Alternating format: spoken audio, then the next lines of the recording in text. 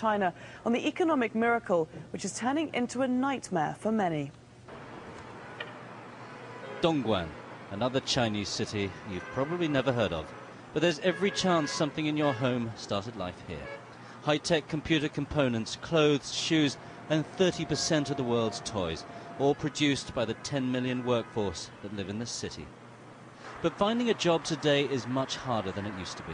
At the employment market downtown, laid-off workers scour the bulletin board for opportunities. Because of the financial crisis, things have been really bad. It's 10 times harder to find a job now than it was a year ago.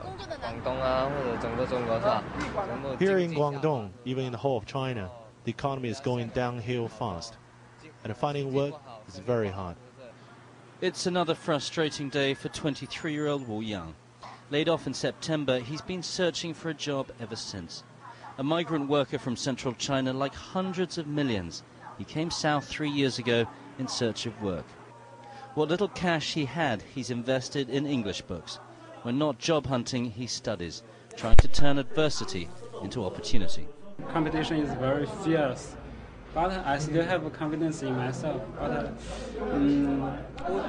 only if I don't expect a very high salary. I think there is a will, there is a way. An optimistic outlook, but the future is far from certain. This is the factory where Mr. Wu used to work, making computer components for companies like Hewlett-Packard and Compaq. Now it's completely closed with a sign on the wall from the government saying that it's gone bankrupt. The boss has fled back to Taiwan. It's the same story all over this region. Official statistics show 67,000 factories have already closed this year. That's likely to be close to 100,000 by 2009. Millions of workers are being laid off, and while many of them are moving on to find work elsewhere, a mobile population of angry, unemployed and impoverished workers is something the Communist Party is very nervous about. The government has been quick to react, announcing a rescue package of more than $500 billion in infrastructure projects.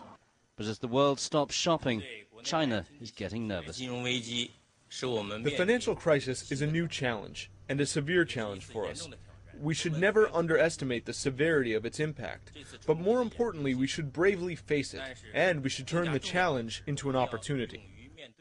For Mr. Wu, however, the only present opportunity is to use some of his time to explore the city he never saw when he was working. But he's determined to try and ride out the crisis by giving himself new skills so that he's less vulnerable next time the global economy hits a downturn.